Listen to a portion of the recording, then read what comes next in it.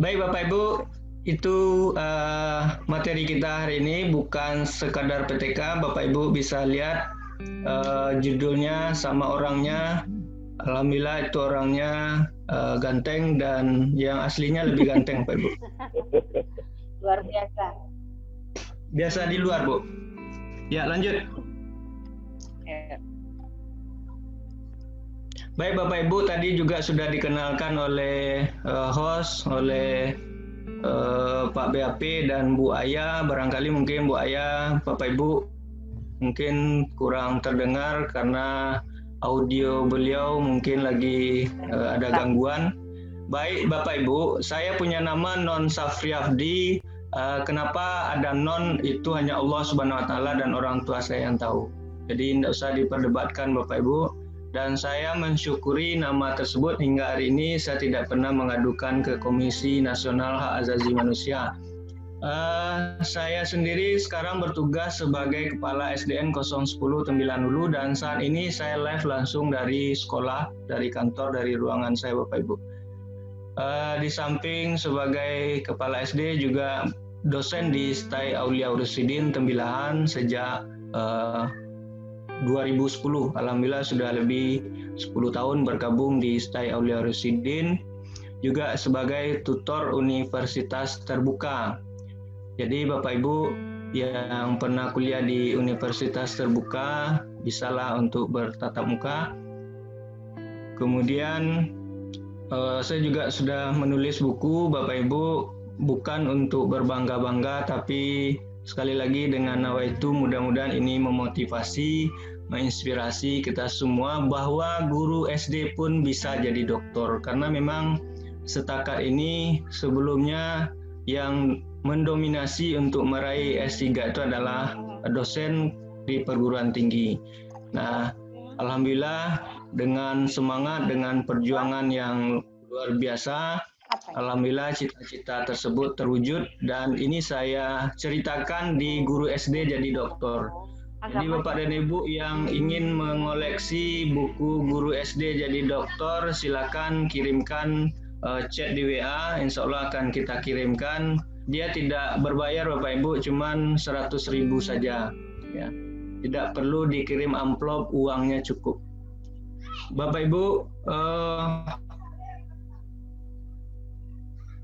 lanjut.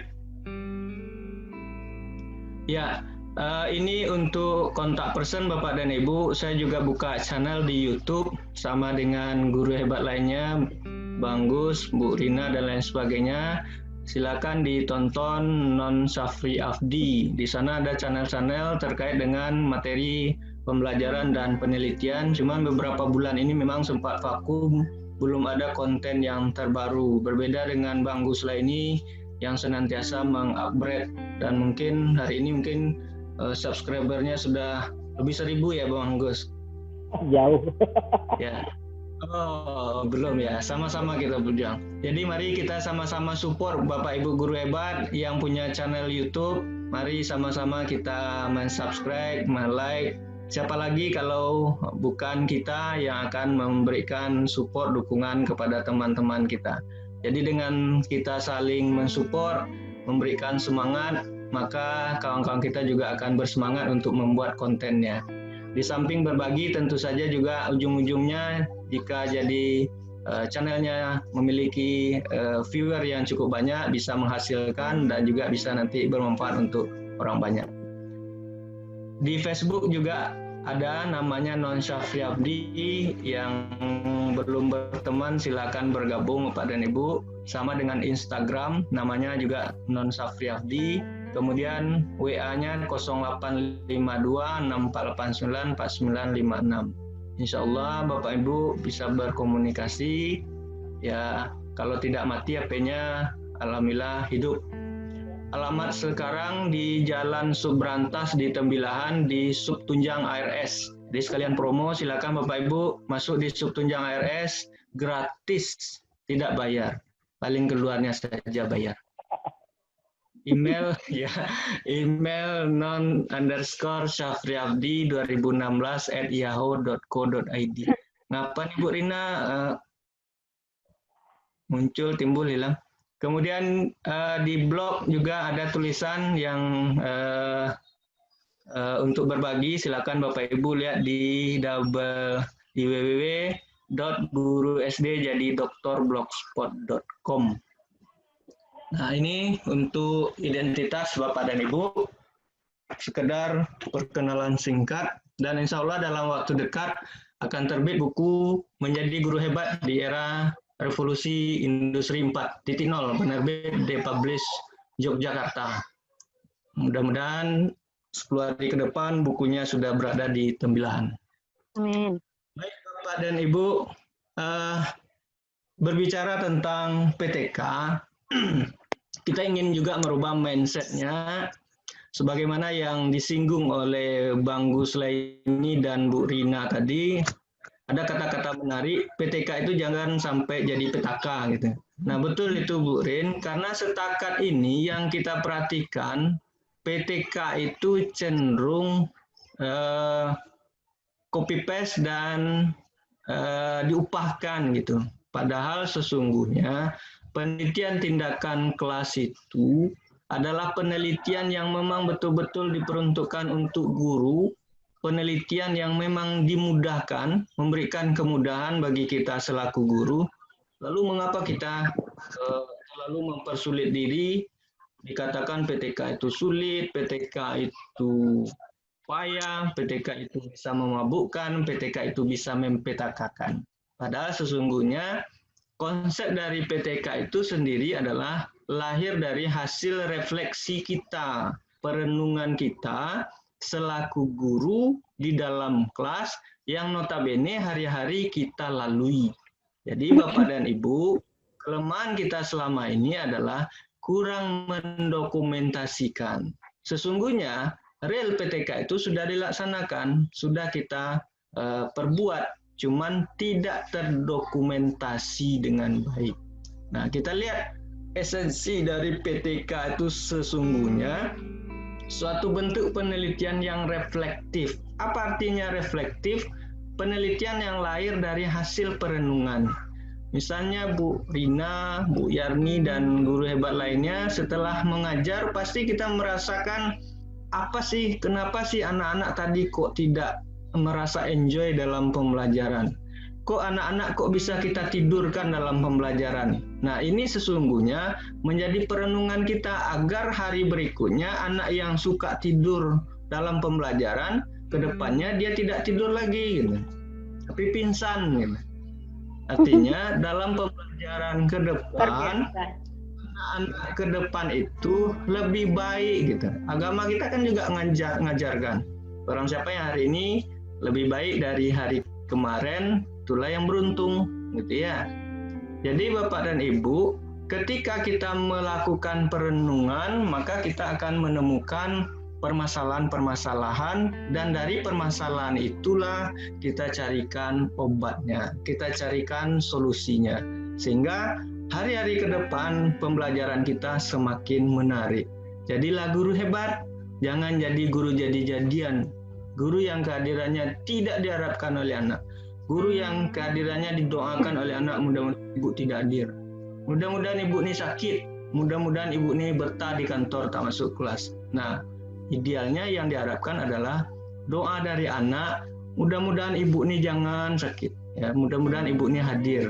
Tapi kalau doa anak sudah seperti tadi, there is something wrong. Ada sesuatu yang salah yang mesti kita perbaiki. Nah, disinilah letaknya kehebatan dari penelitian tindakan kelas itu. Jadi, untuk melakukan penelitian tindakan kelas itu, betul-betul berangkat dari perenungan, dari refleksi dari seorang peneliti.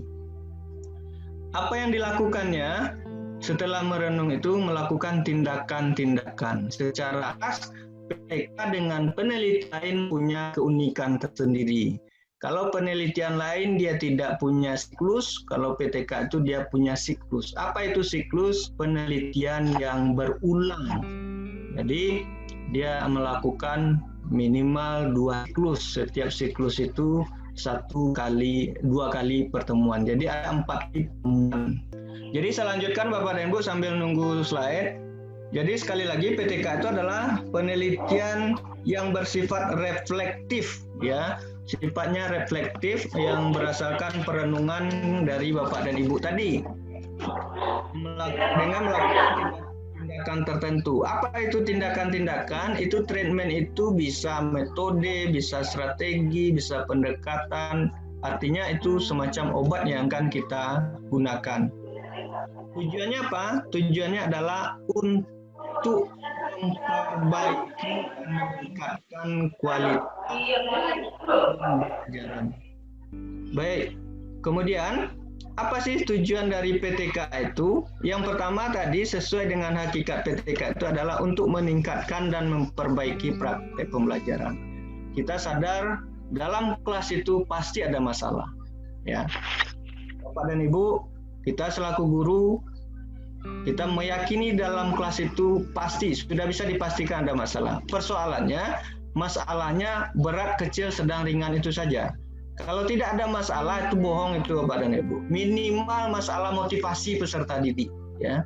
Serendah-rendah iman di dalam kelas itu pasti ada motivasi peserta didik yang low, yang rendah dan lain sebagainya. Karena itu Bapak dan Ibu penting kiranya untuk mencari tahu permasalahan-permasalahan dalam kelas. Apalagi kita guru hebat tentu saja tidak ingin berpuas diri dengan apa yang sudah kita lakukan.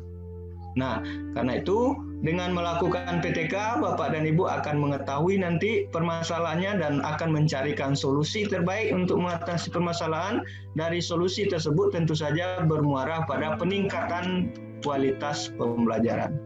Dengan peningkatan kualitas pembelajaran, tentu saja nanti juga muaranya akan terjadinya peningkatan kualitas pendidikan. Itu yang kedua. Yang ketiga, menumbuh kembangkan budaya akademik, ya, di lingkungan sekolah, ya. Budaya akademik ini satu diantaranya Pak dan Ibu melakukan riset, melakukan penelitian. Apalagi hari ini Bapak dan Ibu, pemerintah memberikan ruang bagi kita, tidak hanya dosen hari ini yang sudah disediakan dana penelitian, guru juga bisa merebut dana-dana penelitian, tentu saja memang tidak sebanyak porsi dosen di perguruan tinggi. Tapi ini kesempatan emas bagi Bapak dan Ibu untuk meningkatkan, mengasah potensi dalam hal melakukan riset. Nah, apalagi juga untuk kenaikan pangkat, tentu saja Pak dan Ibu kita semua memang diharapkan untuk melakukan penelitian, yang penelitian ini akan diterbitkan dalam bentuk jurnal. Jadi sehingga dengan demikian ketika Bapak dan Ibu sudah terbiasa melakukan riset, akan mudah saja. Sesuatu yang berat itu memang awal mulanya. Jadi the beginning is difficult, itu betul. Awal permulaan itu sulit. Tapi kalau lama-kelamaan itu tidak sulit. Oke, kemudian manfaat dari PTK, sebenarnya banyak sekali manfaat dari PTK, namun secara umum saya simpulkan dua saja. Pertama, inovasi. Jadi dengan adanya PTK, ya, kesempatan kita untuk melakukan inovasi. Mudah-mudahan temuan dari Bapak dan Ibu guru hebat terkait dengan bagaimana meningkatkan kualitas pembelajaran dengan menggunakan metode tertentu atau model tertentu dapat ditiru juga oleh Bapak Ibu guru lain. Nah, ini juga saya tekankan kepada Bapak dan Ibu, PTK ini tidak bisa digeneralisir, sulit digeneralisir, ya.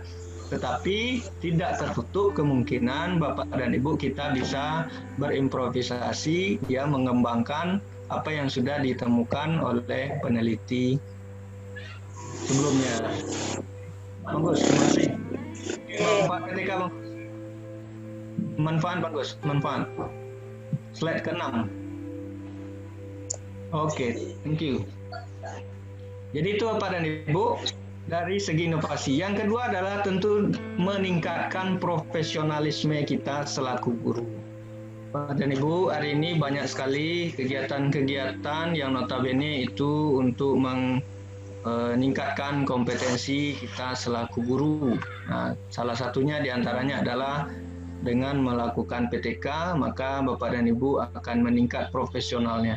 Bapak dan Ibu akan mudah menulis, terbiasa menulis, dan tulisan Bapak dan Ibu bisa publish di jurnal, bisa publish di media massa, apalagi sekarang ruangnya sangat terbuka lebar Bapak dan Ibu. Ya, media-media online hari ini memberikan peluang bagi kita semua untuk berkreasi. Silakan Bapak dan Ibu kirimkan tulisannya, bahkan di salah satu media kita sendiri yang ngirim, kemudian kita langsung publish tanpa ada editing dari media besar tersebut. Medianya bukan media kaleng-kaleng. Jadi tinggal lagi kita memanfaatkan peluang ini. Dengan Bapak dan Ibu menulis, tentu Bapak dan Ibu akan semakin dikenal oleh orang lain. Mungkin setakat ini hanya dikenal di desa saja, maka dengan menulis Bapak dan Ibu bisa dikenal di lingkungan kabupaten, provinsi, dan dunia lainnya. Jadi ini yang manfaat dari PTK. Oke, Bapak dan Ibu. Dari sini dapat kita pahami bahwa PTK itu sekali lagi sudah memberikan ruang gerak untuk kita selaku guru untuk melakukannya. Tinggal lagi, sekali lagi nanti akan sampai kepada mindset kita. Apakah mindset kita masih negatif terkait dengan PTK atau mindsetnya sudah berubah. Next, Manggus. Sekarang apa saja bidang garapan PTK? Banyak sekali bidang garapan dari PTK tersebut. Jadi Bapak dan Ibu jangan takut kehabisan bahan terkait dengan PTK tersebut.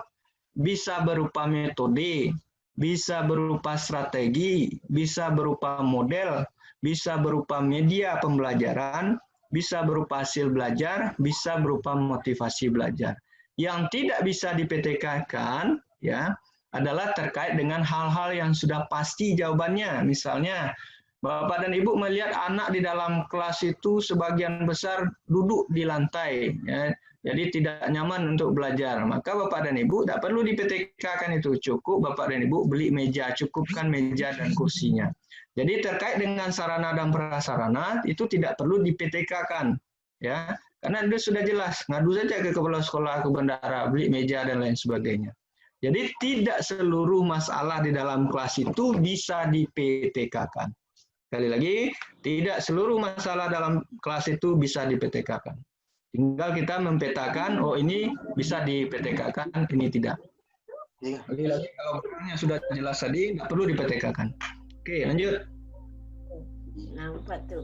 Nah, ini bedanya Bapak dan Ibu yang menjadi kekhasan tersendiri dari PTK tersebut. Jadi sudah saya singgung. Suaranya cuma kita ada sekarang. Kalau PTK, di PTK dia punya siklus. Sebagaimana dikemukakan oleh ahli kemis Emek Tagar ini, ada 4 tahapan dalam sebuah siklus. Pertama, perencanaan ya yang dikenal dengan planning, kemudian actuating atau pelaksanaan, kemudian observasi atau pengamatan, dan refleksi. Nah, setiap PTK itu ya minimal menurut Kemis dan Mektagar ini itu dilakukan 2 siklus. Jadi setiap siklus itu terdiri dari perencanaan, pelaksanaan, pengamatan, dan refleksi. Kemudian di siklus 1 itu akan ada nanti 2 kali pertemuan minimal ya, minimal 2 kali pertemuan, lalu baru masuk ke pertemuan pertama siklus kedua sama dengan siklus pertama tadi juga terdiri dari 4 tahapan. Nah, apa yang menjadikan perbedaan antara siklus pertama dengan siklus kedua? Perencanaan pada siklus pertama pertemuan kedua itu adalah perbaikan hasil refleksi dari pertemuan pertama. Jadi yang sering terjadi di PTK adalah langkah-langkah siklus pertama pertemuan pertama dengan siklus pertama pertemuan kedua itu sering terjadi di copy paste saja. Jadi tidak ada perbedaan antara tahapan yang dilakukan pada siklus pertama pertemuan pertama dengan pertemuan kedua siklus pertama. Padahal pelaksanaan di siklus pertama pertemuan pertama itu tentu menuai masih terlihat kelemahan dan kekurangannya. Nah, kelemahan dan kekurangan itulah yang diperbaiki pada perencanaan berikutnya. Sampailah nanti pada pertemuan kedua dan siklus kedua. Jadi setiap pertemuan itu ada perbedaan, ada hal yang berubah, yang diperbaiki dari sebelumnya. Inilah yang disebut dengan salah satu kekhasan dari penelitian tindakan kelas. Kalau penelitian lain, setelah kita turun ke lapangan, kita olah data, kita kumpulkan data, kemudian kita olah, selesai. Tapi kalau PTK, setelah pertemuan satu, kemudian nanti kita diskusikan dengan observer atau pengamat, lalu kelemahan itu kita perbaiki pada perencanaan berikutnya, kita laksanakan lagi, kemudian kita refleksi lagi, sampai kepada pertemuan kedua, siklus kedua. Itu minimal. Pertanyaannya, mengapa harus 2 siklus untuk membuat perbandingan, untuk melakukan perbandingan? Mengapa harus 2 kali pertemuan untuk membuat perbandingan, untuk menentukan?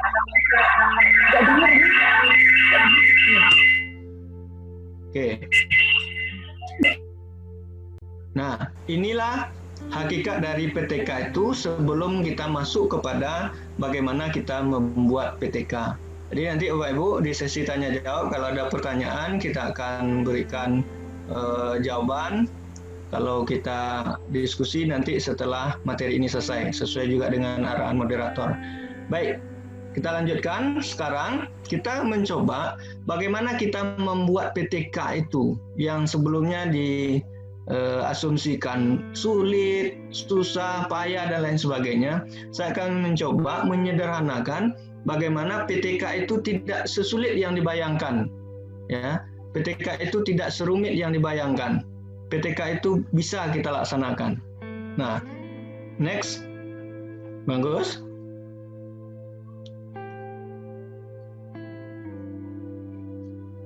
Lanjut, bagus. Ya. Oke.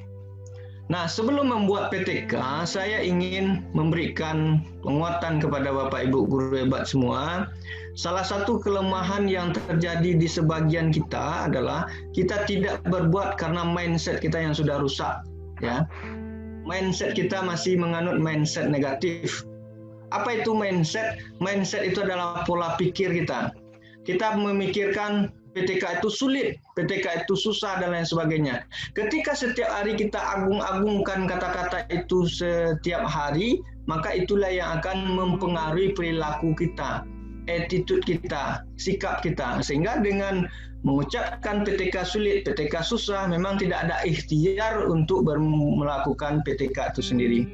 Bahkan agama kita sekali lagi juga mengajarkan apa yang kita ungkapkan itu adalah doa. Ketika doa setiap hari sulit, maka kata malaikat, nah yalah sulit lah, dikabulkan, akhirnya memang tidak bisa sama sekali. Jadi hari ini, rubah mindsetnya bahwa PTK itu bisa, bukan sombong, tetapi meyakini bahwa kita adalah guru-guru yang bisa membuat PTK. Bapak dan Ibu, kan hari ini Bapak dan Ibu tidak langsung jadi guru, pasti kita melakukan proses dari awal, mulai dari SD, SMP, SMA, dan sampai ke perguruan tinggi.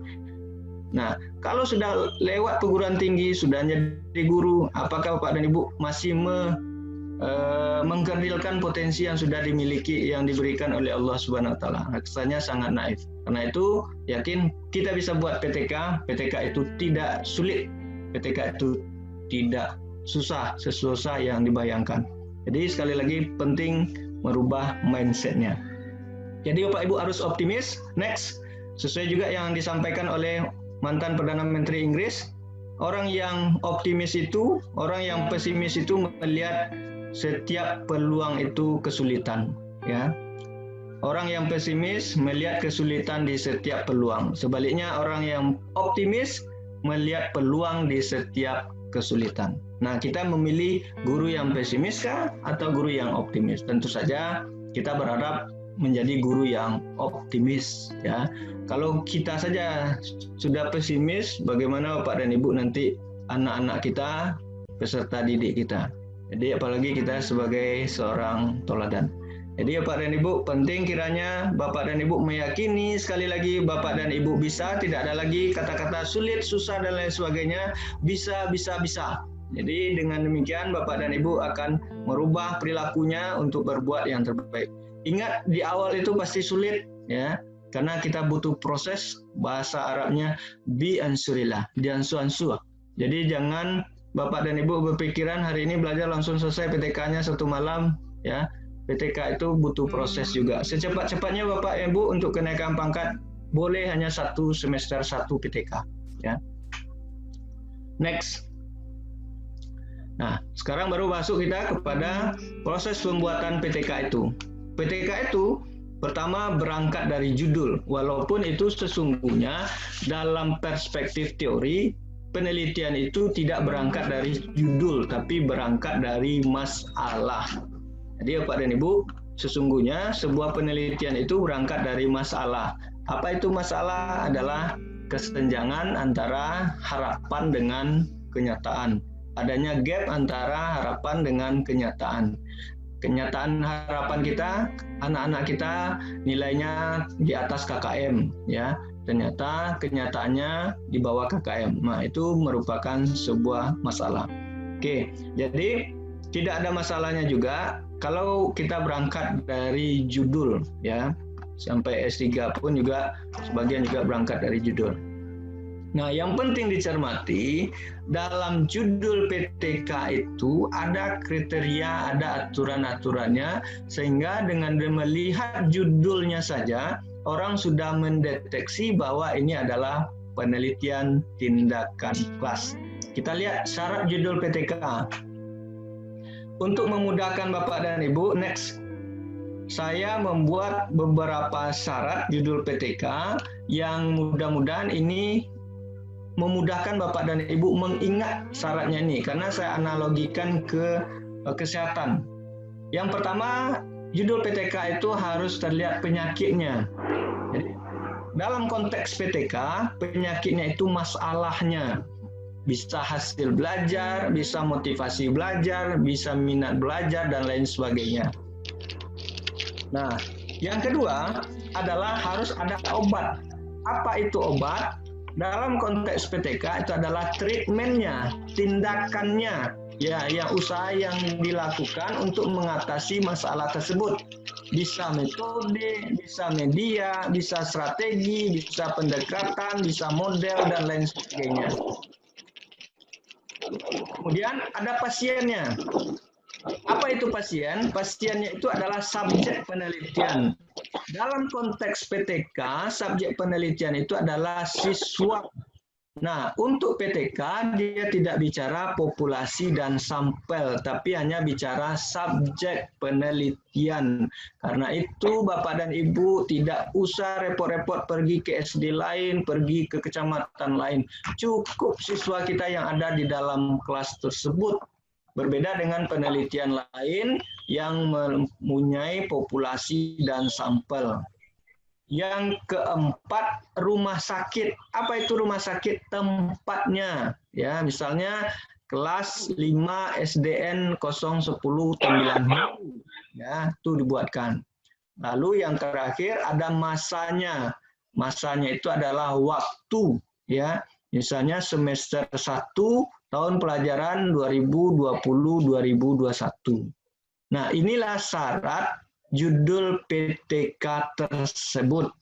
Maka saya membuat semacam jembatan keledainya, tapi bukan saya menyuruh Bapak dan Ibu untuk melakukan ini, makan sepatu, ya. Jadi syarat judul penulisan PTK makan sepatu. Masalah, kan tindakan, subjek, subjek, C. Kemudian tempat, P-nya tempat, Tu-nya waktu. Ya.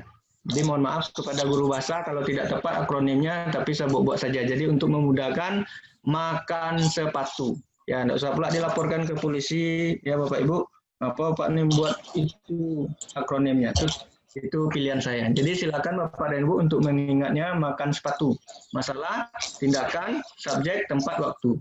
Kalau itu sudah ada di judul Bapak dan Ibu, maka insya Allah Bapak dan Ibu judulnya sudah pas. Next. Lanjut Bang Gus. Sebelumnya ada satu lagi. Ya, jadi oke. Jadi formulasi judul PTK itu Bapak dan Ibu, untuk membantu Bapak dan Ibu membuat judul PTK, ini saya sudah buat kata kuncinya, silakan Bapak Ibu lanjutkan. Di PTK itu biasanya digunakan kata-kata meningkatkan, upaya meningkatkan, atau menggunakan, atau penggunaan. Terserah Bapak dan Ibu mau mana yang akan Bapak Ibu dahulukan. Kalau meningkatkan, maka yang didahulukan adalah penyakitnya, ya. Meningkatkan hasil belajar materi bangun datar misalnya dengan menggunakan metode A pada siswa kelas berapa, buat SD, SMP, semesternya, kemudian semesternya. Jadi Bapak dan Ibu tinggal menuliskan, menambahkan kata-katanya di situ. Yang penting Bapak dan Ibu tidak terbalik penggunaannya.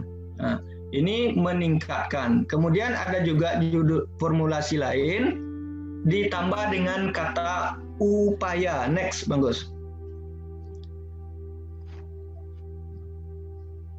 Ya, jadi upaya meningkatkan, misalnya minat, motivasi dengan menggunakan metode atau model apa pada siswa kelas berapa, semester berapa, dan seterusnya. Tinggal Bapak dan Ibu menambahkan kata-kata tersebut. Next. Nah, ini yang didahulukan penyakitnya. Sekarang kalau didahulukan obatnya atau tindakannya, maka Bapak dan Ibu mengganti meningkatkannya itu diganti dengan penggunaan di awal. Jadi penggunaan metode demonstrasi untuk meningkatkan hasil belajar materi apa, siswa kelas berapa, SD berapa, tinggal Bapak dan Ibu nambahkan.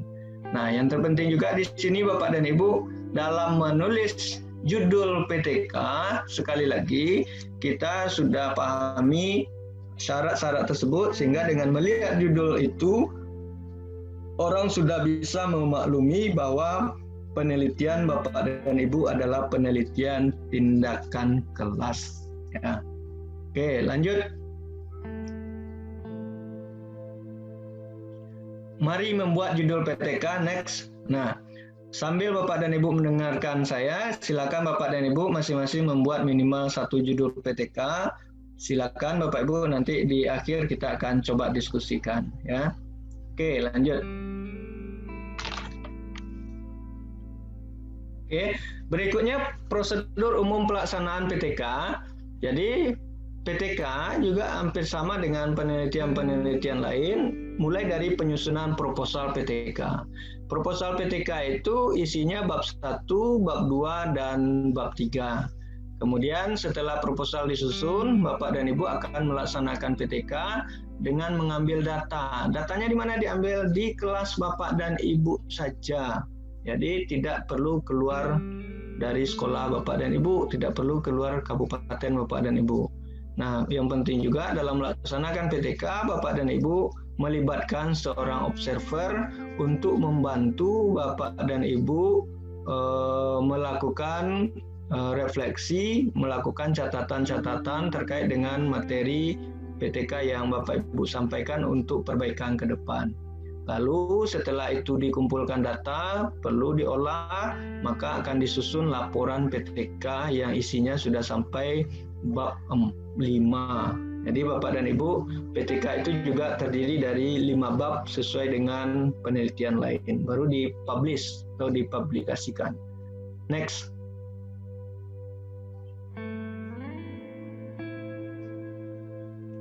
Jadi ini Bapak dan Ibu, PTK itu terdiri dari 5 bab, yaitu kita mulai dari judul, kemudian bab 1, bab 2, bab 3, dan bab 4, serta bab 5. Kita akan selesaikan secara baik-baik di sini, mulai dari bab 1, ya, penjelasannya.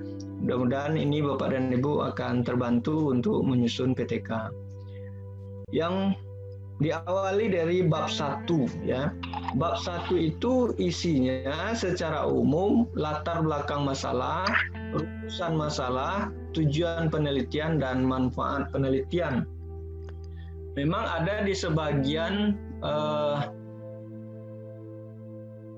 institusi atau lembaga yang memang memisahkan latar belakang dengan identifikasi masalah. Itu persoalan aturan selingkung, itu tidak usah diperdebatkan Bapak dan Ibu. Jadi kalau dia dipisahkan ada latar belakang masalah, ada identifikasi masalah, maka identifikasi masalah yang tidak ada subbab tersendiri, ya, maka dia include nanti di latar belakang masalah. Jadi identifikasi masalah itu kan mendata apa saja masalah-masalah yang muncul. Jadi itu tidak usah Bapak Ibu perdebatkan. Mana kok Pak yang di sini pakai identifikasi masalah, di sini tidak. Catatan bagi Bapak dan Ibu, ketika Bapak dan Ibu ingin mengikuti suatu kegiatan, misalnya lomba guru berprestasi, maka ikuti sistematika yang sudah disusun oleh panitia. Jangan Bapak Ibu, misalnya panitia membuat identifikasi masalah, maka Ibu harus buat identifikasi masalah. Baik, latar belakang masalah. Kita mulai dari latar belakang masalah. Next. Jadi dalam latar belakang masalah itu, sebagaimana yang saya sampaikan kepada Bapak dan Ibu, itu kita menceritakan antara kondisi ideal dengan kondisi yang terjadi, ya, antara das sein dengan das sollen. Gunanya apa? Agar orang pembaca meyakini bahwa penelitian kita itu betul-betul bisa bermanfaat, gitu. Jadi yang di situ yang terpenting dalam latar belakang masalah Bapak dan Ibu itu ceritakan dulu mungkin gambaran secara umum terkait dengan materi pembelajaran. Nah, kalau Bapak Ibu mulai dari tujuan pendidikan tidak ada salahnya juga, cuman terlalu jauh gapnya. Jadi langsung kepada persoalan pokok saja, ke materi atau ke kelas Bapak dan Ibu juga boleh. Tapi tidak tertutup, ini stylenya Bapak dan Ibu masing-masing orang berbeda. Mungkin dia mulai merujuk dari Undang-Undang Sistem Pendidikan Nasional, ya sah-sah saja. Cuman kalau saya pikir itu terlalu jauh betul gitu ya. Jadi langsung saja kepada topiknya apa, mulai kemudian ceritakan dari topik itu apa sesungguhnya yang diharapkan. Misalnya materi bangun datar.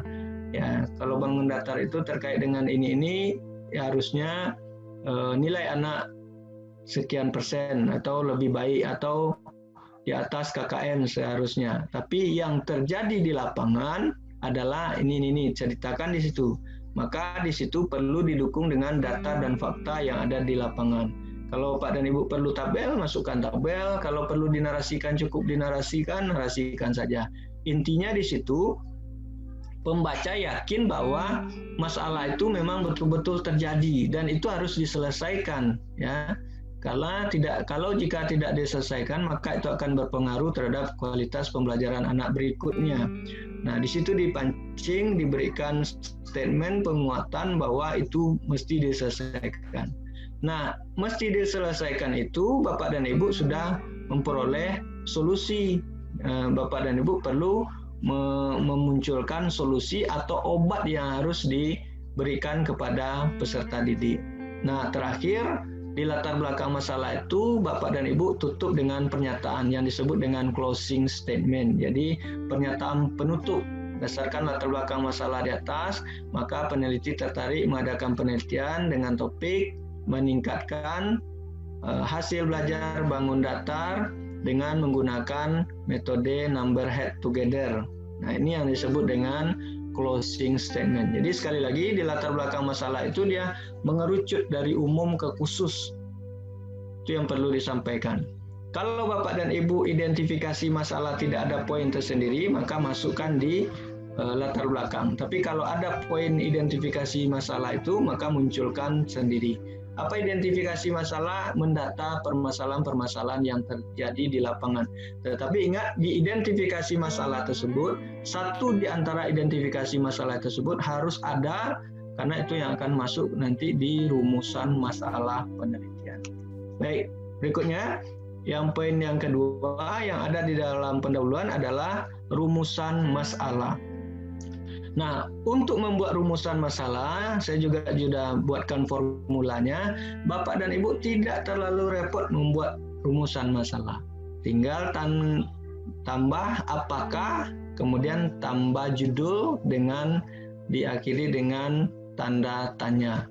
Ingat Bapak dan Ibu, dalam rumusan masalah, itu ada kalimat pertanyaan, ya. Walaupun memang mungkin ada Bapak dan Ibu menjumpai ada ahli yang mungkin dalam bentuk pernyataan. Tapi saya sendiri lebih mengandung mazhab yang membuat dalam bentuk kalimat pertanyaan. Ya, yang namanya rumusan masalah, untuk mempertanyakan masalah. Jadi judul yang sudah Bapak Ibu buat tadi, kemudian sebelumnya tambah apakah. Atau dengan menggunakan kalimat dengan kata bagaimanakah, tambah judul. Jadi cukup simpel untuk membuat rumusan masalah. Baik, kemudian yang berikutnya adalah tujuan penelitian. Nah, kalau tujuan penelitian ini dalam bentuk kalimat pernyataan, jadi menjawab tadi apa yang dalam rumusan masalah. Untuk mengetahui tambah judul. Jadi sesuaikan dengan judul Bapak dan Ibu. Misal tadi saya lupa mencontohkan untuk rumusan masalah, apakah penggunaan ya metode number head together dapat meningkatkan hasil belajar bangun datar siswa kelas 5 SDN 10 90 tahun pelajaran 2019-2020 semester 1 tahun pelajaran 2019-2020. Nah, apakah maka tujuan penelitiannya untuk mengetahui ya peningkatan hasil belajar materi bangun datar dengan menggunakan metode number head together. Jadi tinggal menyesuaikan Bapak dan Ibu. Jadi antara rumusan masalah, antara judul, rumusan masalah, tujuan penelitian, dan kesimpulan dan saran itu saling berhubungan. Jadi tidak terpisah-pisah. Oke, lanjut. Bapak dan Ibu. Di bab 1 terakhir diakhiri dengan manfaat penelitian. Nah, manfaat penelitian ini untuk PTK itu secara umum 3 saja, untuk siswa, untuk guru, dan untuk sekolah. Kenapa ini manfaatnya? Karena memang ini yang merasakan betul dampak dari penelitian kita. Jadi untuk siswa jelas kaitkan dengan judul penelitian tadi. Untuk meningkatkan hasil belajar bangun datar siswa kelas 5 tadi. Kemudian untuk guru sebagai salah satu alternatif dalam mengembangkan pembelajaran pada materi bangun datar. Untuk sekolah apa? Dengan peningkatan kualitas pembelajaran, maka tentu saja akan meningkatkan kualitas pendidikan di sekolah tersebut. Nah, yang terpenting juga dalam manfaat penelitian jangan terlalu lebay. Misalnya manfaat penelitian untuk kepala dinas pendidikan provinsi, nah, itu terlalu tinggi betul. Atau untuk bupati. Gitu. Jadi cukup siswa, guru, sekolah. Boleh Pak ditambahkan dengan peneliti lain? Ya boleh saja. Jadi untuk peneliti lain barangkali juga ada yang menambahkan. Tapi secara umum yang 3 ini jangan ditinggalkan dalam membuat manfaat penelitian. Oke, clear untuk bab 1 Bapak dan Ibu. Jadi untuk bab 1 isinya sekali lagi latar belakang masalah, rumusan masalah, tujuan penelitian, dan manfaat penelitian. Oke, sekarang kita lanjutkan ke bab 2. Apa itu isinya bab 2? Bab 2 itu kajian pustaka. Di bab 2 sesungguhnya Bapak dan Ibu kita semua itu memajangkan teori orang, pendapat orang. Cuma yang perlu juga dipahami bahwa dalam kajian pustaka Bapak dan Ibu jangan hanya sekedar etalase teori. Tahu Bapak Ibu etalase teori hanya memajangkan punya orang. Ibu punya lemari kemudian dipajangkan ini teko dari Pakistan, ini piring dari India, ini keramik dari Arab dan lain sebagainya. Tapi di kajian pustaka juga perlu didukung dengan pendapat kita yang disebut dengan sintesis. Nah, persoalan kajian pustaka hari ini mencari landasan teori, Bapak dan Ibu tidak terlalu rumit. Ya, misalnya kita di Tembilahan, tidak ada Gramedia, tidak ada Trimedia. Kita juga punya Google yang punya ini, sehingga ini bisa kita manfaatkan untuk melacak informasi teori orang. Bahkan di sebagian buku-buku sudah punya buku e-book, elektronik buku. Nah, jadi tidak ada alasan sekali lagi sekarang, teori susah dicari, pustaka payah dan lain sebagainya. Sekali lagi ketika mindsetnya benar, yang sulit itu bisa mudah. Tapi kalau mindsetnya negatif, yang mudah sekalipun akan menjadi sulit. Nah, di landasan teori itu, apa yang kita bahas adalah terkait dengan materi yang kita buat di judul tadi. Misalnya tadi obatnya number head together, maka di landasan teori Bapak dan Ibu tulis number head together itu, bahas number head together itu. Mulai dari pengertiannya, langkah-langkahnya, kelebihannya, dan lain sebagainya terkait dengan number head together. Artinya, ketika kita membahas sesuatu, kita bahas utuh. Ya, ketika Bapak dan Ibu membahas tentang non Safriabdi, Bapak pertanyakan siapa non Safriabdi, di mana, dan seterusnya. Jadi, pemahaman orang akan komprehensif terkait dengan variabel penelitian kita tadi. Nah, di akhirnya itu, di akhir sub-subnya itu, misalnya pengertian number head together, itu Bapak Ibu kutip si A, si B, si C. Nah, di akhirnya nanti baru Bapak Ibu simpulkan. Itu yang milik kita, itu yang disebut dengan sintesis. Berdasarkan pendapat para ahli di atas, maka dapat disimpulkan bahwa number head together adalah ini. Nah, inilah yang disebut dengan sintesis, dan inilah yang milik peneliti atau milik penulis. Sehingga ketika orang lain membaca tulisan Bapak dan Ibu lain juga harus wajib mencantumkan nama Bapak dan Ibu. Inilah yang disebut dengan etika ilmiah. Dia tidak meminta bayaran, dia hanya minta tolong cantumkan nama saya. Jadi inilah yang disebut dengan etika ilmiah. Nah, berikutnya juga begitu Bapak dan Ibu. Ketika Bapak dan Ibu membahas teori yang lain, teori A, teori B, teori C, lalu di akhirnya simpulkan. Nah, teknik dalam penulisan kesimpulan itu tidak perlu Bapak Ibu sebutkan namanya. Berdasarkan pendapat para ahli di atas, maka saya, Yarni, guru SD 0329, binti sekian-sekian, disebutkan tidak perlu. Ya. Jadi berdasarkan pendapat para ahli di atas, maka dapat disimpulkan bahwa, langsung saja, dari uraian di atas dapat disimpulkan, maka cukup itu. Oke. Yang kedua adalah hipotesis tindakan. Jadi dalam kajian pustaka itu, yang kedua yang perlu adalah hipotesis tindakan. Apa itu hipotesis tindakan? Jawaban sementara. Ya, jawaban sementara terhadap penelitian. Maka di hipotesis itu kita formulasikan rumusnya adalah jika maka. Jika menggunakan metode number head together, maka dapat meningkatkan hasil belajar bangun datar. Jika menggunakan metode A, maka dapat meningkatkan hasil belajar A. Jadi formulanya cukup ringkas, jika maka. Nah, ini contohnya Pak dan Ibu.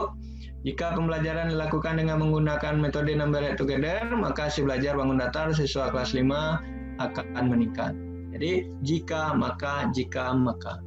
Nah, sekali lagi untuk bab 2, Bapak dan Ibu, memang Bapak dan Ibu itu banyak merunut kepada teori-teori atau pendapat para ahli. Tetapi di akhir runutan kita terhadap pendapat para ahli, kita wajib menyimpulkan. Nah, kemudian penting juga saya sampaikan kepada Bapak dan Ibu, kalau kita hanya sekedar copy paste dari Google, dari internet dan lain sebagainya, ya, seringkali kita kehilangan referensinya. Maka saya sarankan kepada Bapak dan Ibu, ketika Bapak dan Ibu ingin mengutip, maka usahakan dalam bentuk jurnal, itu lebih baik. Ya, kalau tidak ada buku, Bapak dan Ibu kutip di jurnal, dan biasanya di jurnal dalam format PDF itu lebih lengkap dibuat daftar pusaka. Tapi kalau yang berupa makalah-makalah biasa dalam bentuk Word, biasanya banyak yang tidak mencantumkan daftar pusakanya, sehingga Bapak dan Ibu kesulitan untuk membuat referensinya. Oke, kita lanjutkan ke bab 3. Ya, nanti kita banyak diskusi saja Bapak Ibu ya. Di bab 3 itu ya hampir sama dengan penelitian lain, cuman ada beberapa perbedaan. Yang pertama adalah jenis penelitian. Jenis penelitian ini Bapak dan Ibu cukup cantumkan penelitiannya adalah penelitian tindakan kelas ya. Boleh Bapak Ibu kutip misalnya menurut Ari Kunto penelitian tindakan kelas adalah bla bla bla, cukup itu. Kemudian setting penelitian itu terkait dengan waktu, tempat ya. dan subjek penelitian. Jadi tempatnya di mana, waktunya kapan, kemudian subjek penelitiannya siswa kelas berapa, boleh Bapak Ibu cantumkan jumlah siswanya, atau Bapak Ibu buat penjelasan lebih rinci, siswanya jumlah 50 dengan laki-laki 30, perempuan 20 boleh saja. Nah, ini yang membedakan prosedur penelitian ini. Penelitian tindakan kelas ini adalah menganut dengan 2 siklus tadi, sesuai dengan Kemis dan Tagar tadi. Jadi ada perencanaan, pelaksanaan, kemudian pengamatan, dan refleksi. Nah, masing-masing itu Bapak jelaskan. Bedanya di bab 3 itu baru akan dilaksanakan, belum dilaksanakan. Kemudian teknik pengumpulan data, Bapak dan Ibu bisa melakukan dengan metode dengan teknik observasi, ya, bisa dengan wawancara, bisa dengan tes, itu tergantung kepada apa yang ingin Bapak kumpulkan. Tapi sekali lagi dalam penelitian tindakan kelas, Bapak dan Ibu melibatkan observer atau pengamat. Lalu teknik pengolahan data, ya, teknik pengolahan data atau analisis data Bapak dan Ibu tidak terlalu rumit, berbeda dengan penelitian lain. Ya, analisis statistiknya sangat sederhana Bapak dan Ibu. Itu kebanyakan hanya menggunakan teknik persentase. Misalnya P sama dengan F per N kali 100%. Nah, ini bisa Bapak temukan dalam buku Anas Sudijono, Pengantar Statistik Pendidikan, terbitan Raja Grafindo Persada. Dan buku-buku penelitian lain juga banyak menyebutkan pengolahan data dengan sistem persentase. Dan kita selaku guru, teknik ini sudah sangat familiar ya untuk mengolah data siswa, ya, data KKM siswa, tidak terlalu rumit.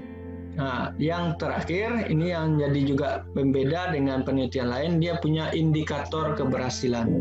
Apa indikator keberhasilan? Itu semacam kriteria keberhasilan dari Bapak dan Ibu. Misalnya anak dikatakan tuntas ketika memiliki nilai 75. Jadi antara Ibu Tin mungkinnya dengan Ibu Yani dengan Ibu Iis, bisa saja Bu Tin mungkin buat 80 tapi Ibu Yani buat 75 atau Bu Iis buat 70. Boleh saja. Jadi tidak harus sama, sesuai dengan target masing-masing. Nah, ini yang disebut dengan indikator keberhasilan. Oke, lanjut. Kemudian bab 4 itu isinya hasil penelitian. Jadi hasil penelitian itu apa yang sudah Bapak Ibu lakukan selama penelitian dalam 4 kali pertemuan tadi. Nah, di sini Bapak dan Ibu bisa ceritakan langsung mulai dari deskripsi prasiklus. Prasiklus itu adalah kondisi sebelum kita menggunakan obat yang kita pilih. Jadi kondisi alamnya yang sudah berlangsung. Tapi pada siklus 1, Bapak dan Ibu sudah menggunakan obat, ya, menggunakan treatment, tindakan yang Bapak Ibu pilih. Nah, di deskripsi siklus 1 itu Bapak Ibu ceritakan pertemuan 1, ya, mulai dari perencanaan, pelaksanaan, pengamatan, sampai refleksi. Lalu pertemuan 2 juga demikian, perencanaan, pelaksanaan, pengamatan, refleksi, sampai kepada siklus 2, pertemuan kedua.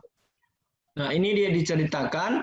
Nah, dalam hasil penelitian ini, Bapak dan Ibu tentu dukung dengan datanya.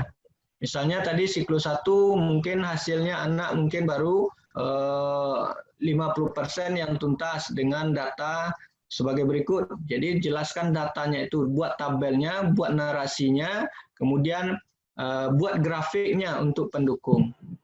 Cuman di sini ada beberapa kesalahan yang sering dilakukan. Yang pertama adalah dalam menerjemahkan tabel itu seringkali hanya mengulang apa yang ada di tabel. Misalnya tabel hasil belajar siswa kelas 5 misalnya.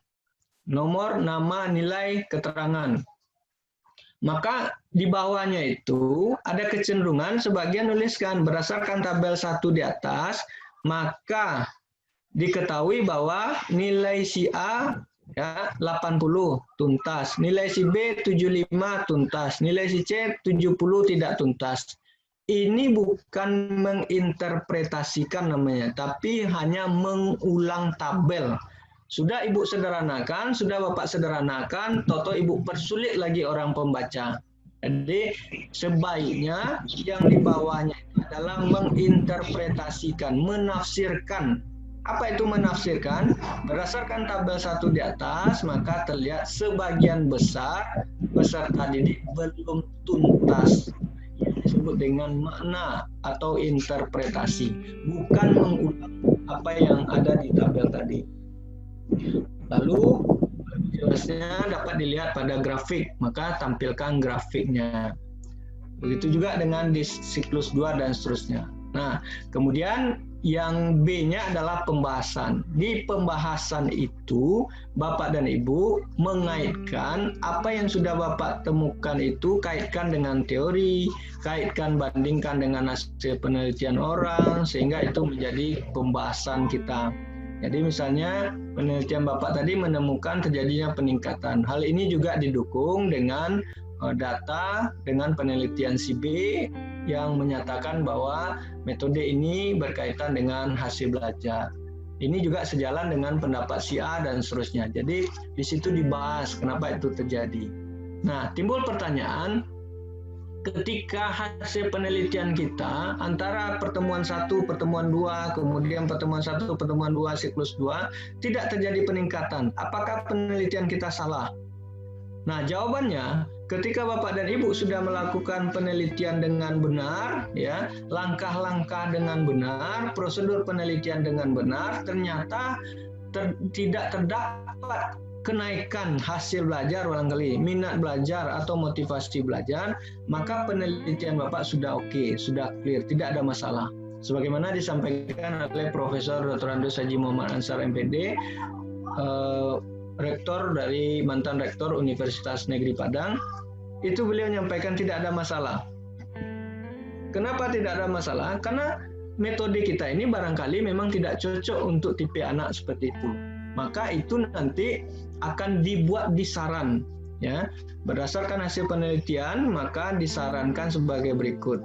Metode ini kurang relevan, kurang sesuai dengan anak seperti ini. Maka diharapkan kepada peneliti lain atau guru lain dapat mencari solusi atau mencari metode lain dalam pembelajaran. Jadi gitu caranya. Jadi tidak harus dinaikkan. Ketika memang sudah tidak terbukti obat kita manjur, maka jangan diganti datanya gitu.